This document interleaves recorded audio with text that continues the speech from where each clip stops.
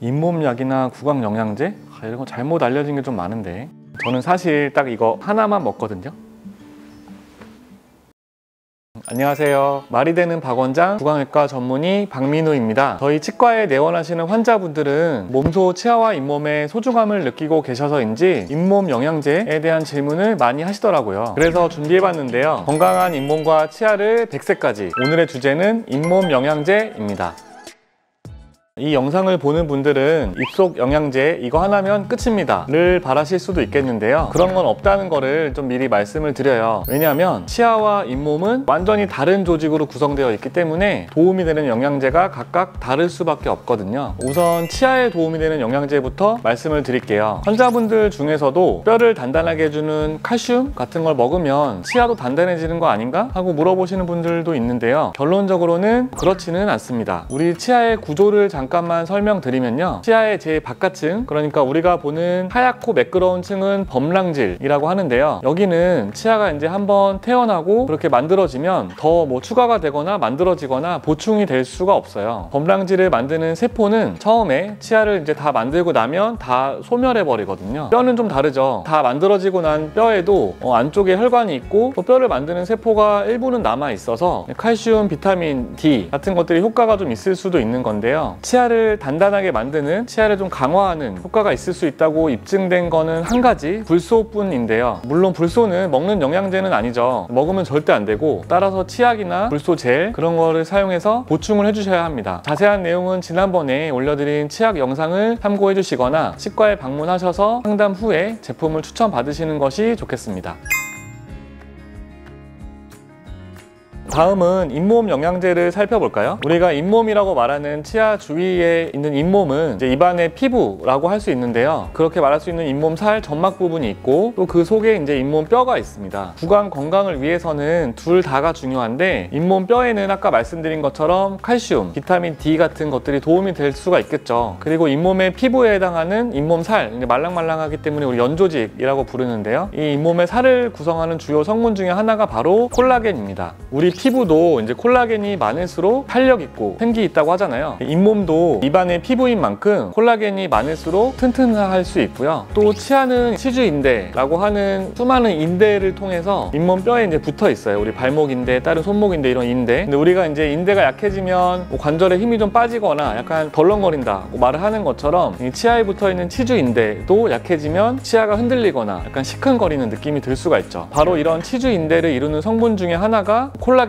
한 70~80%가 콜라겐으로 되어 있고요. 그래서 잇몸을 위한 영양제로 콜라겐을 먹는다면 이론적으로는 잇몸이 튼튼해질 수도 있기는 하고요. 근데 우리가 이제 피부를 위해서 콜라겐이 많다고 하는 뭐 돼지 껍데기를 먹거나 또 저분자 콜라겐으로 된 영양제를 먹거나 해도 이제 웬만한 양을 꾸준히 먹지 않고서는 티가 잘 나지 않잖아요. 잇몸도 마찬가지라서 이제 먹어서 튼튼해진다 뭐 하기에는 좀 무리가 있을 수가 있고요. 마음에 좀 위안이 될 수가 있지만 콜라겐만 믿고 막 관리를 소홀히 해서는 안 되겠죠. 비슷한 이유로 이제 콜라겐 형성에 도움을 주는 비타민 C도 잇몸을 건강하게 하는데 도움이 될 수는 있어요. 예전에 이제 괴혈병이란 게 있었다고 하죠. 혹시 들어보셨나요? 한 300~400년 전에 이제 있었던 병인데 배를 오래 타던 선원들이 비타민 C가 들어있는 과일 같은 거를 이제 오래 못 먹으니까 이제 비타민 C가 부족한 결핍증에 걸린 거죠. 잇몸에서 막 피가 줄줄 나고 잇몸이 무너지고 막 그런 병인데 레몬을 막 구해서 먹으니까 금방 나았다고 하죠. 이제 그게 바로 이 비타민 C가 부족하면 잇몸에 콜라겐이 충분히 만들어지지가 않아서 그렇게 될 수가 있었던 거죠. 결론적으로는 비타민 C가 잇몸 건강에 도움이 될 수 있다고 할 수는 있겠습니다. 다만 앞서 말씀드린 경우처럼 너무 부족하면 문제가 생기는 정도지 많이 먹으면 먹을수록 그거에 비례해서 잇몸이 뭐 튼튼해진다 이거는 아닐 수 있고요. 그래서 콜라겐, 비타민 C 같은 것들은 잇몸 건강에 도움이 되는 건 맞고 또 잇몸 건강에 필수적인 것도 맞는데 이제 건강하기 위해서 많은 양을 먹어야 된다는 거는 아니고요. 그래서 원래 많이 드시는 종합 영양제에도 그런 성분이 포함이 되어 있다면 그 정도로만으로 충분하고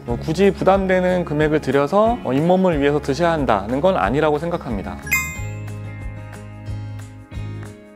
요즘 구강 유산균에 대해서도 이제 들어보시고 또 궁금해하시는 분들이 좀 늘었더라고요. 구강 유산균이라는 거는 이제 말 그대로 유산균인데 입안에서 살 수 있는 것들이에요. 우리 입안에는 원래 뭐 종류로는 약 700가지, 숫자로는 한 100억 마리 정도가 되는 그런 세균들, 미생물들이 살고 있다고 하는데요. 다 볼 수는 없지만 평소에도 그냥 같이 살고 있는 거예요. 폐균이라고 해서 무조건 막 무섭고 나쁘고 막 해로운 것들은 아니거든요. 100억 마리 중에는 충치를 유발하는 잘 아시는 무탄스균, 또 잇몸 염증을 유발하는 진지발리스균, 그런 나쁜 세균, 즉 유해균도 많이 있지만 이제 오히려 이러한 세균의 성장을 막아서 치아나 잇몸에 질병이 생기지 않게 해줄 수도 있는 유익균이라고 하는 이로운 세균들도 있어요. 평상시에는 이러한 세균들이 균형을 이루어서 크게 잘 지내면 문제가 없다가 유해균이 갑자기 많아지면 이제 치아와 잇몸에 질병이 생길 수가 있는 거고요. 우리가 이렇게 나쁜 세균들을 줄이려고 양치질도 하고 뭐 치실도 하고 또 가글도 하고 하는 건데, 이제 가글 같은 경우는 뭐 나쁜 세균만 골라서 없앨 수는 없거든요. 지난번에 헥사메딘 영상에서 설명드린 것처럼 너무 센 가글을 오래 쓰면 이러한 유익한 균들도 다 죽일 수가 있습니다. 그래서는 안 되겠죠. 그래서 우리가 이제 우리한테 유익한 세균들만 좀 선택적으로 늘릴 수 있는 방법이 없을까 하면서 생각을 한 게 유익한 균들 중에 하나인 구강 유산균을 섭취를 하는 거예요. 우리가 장 관리를 하고 싶을 때 이제 유산균을 약으로 혹은 뭐 요거트 같은 걸로 먹잖아요. 구강 유산균도 마찬가지인 거고요. 그리고 구강 유산균은 조금 더 유리할 수 있는 게, 우리가 유산균을 먹어서 장까지 가려면은 다 살아남기가 이제 어려울 수 있잖아요. 근데 입안에서는 먹으면 입안에 바로 있으니까 더 많이 좀 남을 수가 있고요. 액체 형태로 방울을 잇몸에 떨어뜨려서 직접 이제 그걸 적용시킬 수도 있고요. 그래서 구강 유산균은 이론적으로는 좀 더 과학적으로 잇몸 질환 같은 구강 질병을 예방하는데 충분히 도움이 된다고 할 수 있습니다. 다만 치료는 아니고 예방이라는 점, 이제 이미 이러한 질병이 잇몸 염증이 생겼다면 이러한 유산균만으로는 해결할 수는 없고 치과에서 치료를 받으셔야 된다는 점을 잊지는 않으셔야 하겠습니다. 이 이야기는 영상에서 꼭 한번 얘기를 드리고 싶었는데요. 이제 이가탄, 인사돌 같은 잇몸병을 치료해주는 약으로 오해하시는 분들이 너무 많아요. 이가탄, 인사돌 먹으면 잇몸병이 좋아지나요? 라고 질문한다면 아마 대부분의 좀 치과 의사분들이 아니라고 대답을 하실 겁니다. 아무래도 이제 TV 광고 영향이 좀 큰 것 같은데, 그런 약을 먹으면 좀 일시적으로는 염증과 통증이 줄어들 수는 있어요. 하지만 정말 좀 일시적인 거고요. 잇몸병은 치석이나 치태로 인해서 생기는 건데, 때문에 이런 치석 치태를 물리적으로 좀 제거하지 않는 이상 절대 뭐 좋아질 수는 없습니다. 그리고 이러한 약들에는 진통제가 들어있거든요. 그래서 잇몸병이 이미 생겨서 잇몸이 아프면 이런 약들을 드시면 잠깐은 좀 안 아플 수도 있어요. 그러면 이제 잇몸병이 좀 나아졌나 보다 라고 오해를 하실 수가 있는데, 또 어떤 거는 이제 어떤 성분에는 피나는 걸 좀 막는 성분도 있어요. 억지로 드시는 동안은 잇몸에서 피가 좀 덜 나네, 이거 좀 효과가 있는 거 아닌가, 염증이 좀 줄었나 라고 착각하실 수도 있거든요. 그런데 이제 근본적인 원인인 치석이나 치태가 제거되거나 염증이 없어지고 치료가 완료된 것은 아니기 때문에 이러한 잠깐 일시적인 효과를 오해를 해서 잇몸병을 방치하게 되면 오히려 잇몸병이 점점점 악화되는 것을 놓칠 수가 있는 거죠. 잇몸병의 최후는 결국 이를 좀 빼게 될 수도 있다는 거 아시죠? 잇몸이 좀 붓거나 피가 난다면, 심지어 좀 이가 흔들리기까지 한다면 이제 이런 약에 의존하기보다는 바로 병원에 방문을 하셔야 합니다. 초기에 발견하면 비교적 간단한 치료만으로도 좀 빠르게 회복을 할 수가 있고요. 스케일링이나 잇몸 치료 같은 이러한 잇몸병의 치료는 건강보험에서 다 보장을 해주고 있어요. 그래서 광고에 나오는 약들보다 훨씬 싸고 또 빠르고 확실하게 나을 수가 있기 때문에 최근에 잇몸 치료에 대한 영상도 제가 업로드한 거를 좀 참고해 주시면 좋겠고, 꼭 치과에서 상의를 해보시고 치료를 받으시는 것이 좋겠습니다.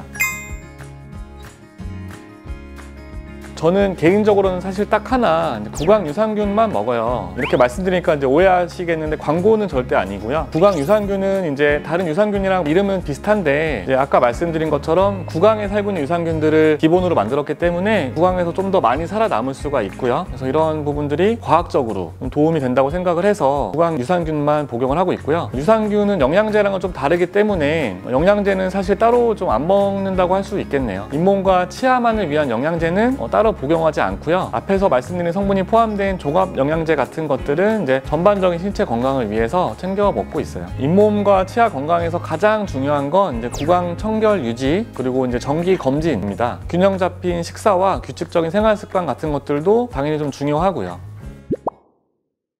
오늘은 잇몸, 치아에 작용할 수 있는 영양제에 대해 얘기를 해봤는데요. 예방과 회복 단계의 이제 시너지를 목적으로 영양제를 복용하는 것은 나쁘진 않아요. 저도 추천을 합니다. 근데 분명 도움이 되실 수가 있고요. 하지만 치료를 위해서는 영양제에 의존하기보다는 병원을 꼭 방문해야 한다는 거를 한 번만 더 기억을 해주시면 좋겠고요. 다음에도 도움이 되는 영상으로 다시 찾아오도록 하겠습니다. 지금까지 도움되는 치과 지식을 말이 되게 풀어드리는 말이 되는 박원장 구강의과 전문의 박민우였습니다. 시청해주셔서 감사합니다.